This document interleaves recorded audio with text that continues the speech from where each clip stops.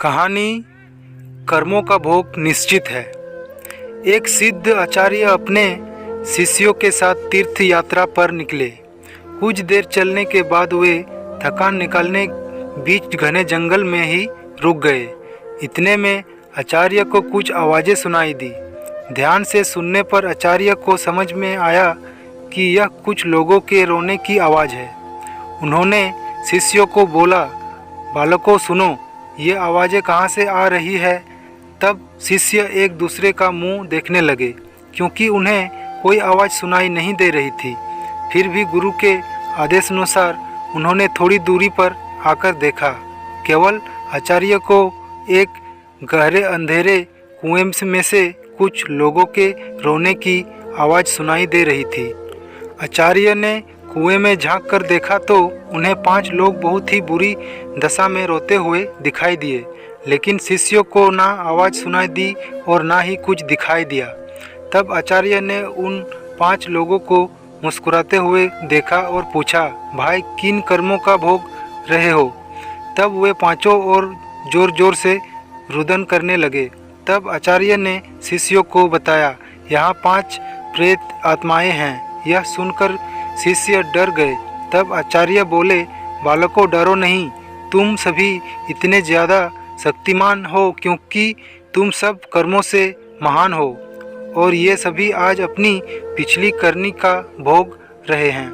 आज के समय में इनसे दुर्बल कोई नहीं है। तब शिष्य ने पूछा, इन्होंने ऐसा क्या किया है।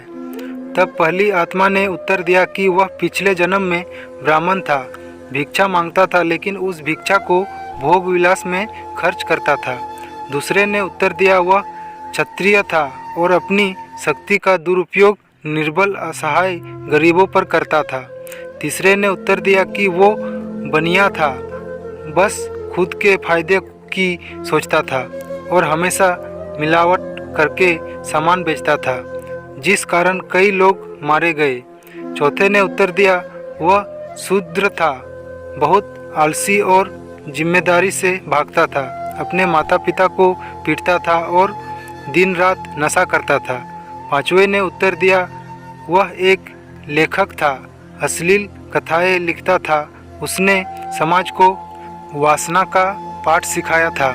इस तरह वे सभी पापी अपने पापों का भोग रहे हैं। उन्होंने आचार्य से निवेदन किया, आप गुरु हैं, आप दुनिया वालों को समझाएं कि बुराई का रास्ता क्षण की खुशी देता है, लेकिन इसका दंड कई जन्मों तक अंधकार में भोगना पड़ता है। मनुष्य को कर्मों का फल भोगना ही पड़ता है, फिर वो किसी भी जन्म में हो।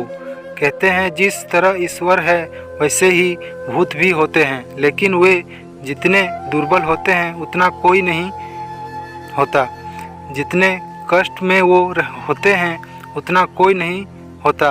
वे अपनी करनी का भोग करते हैं। क्षण की विलासिता कई जन्मों का डर बना रहता है।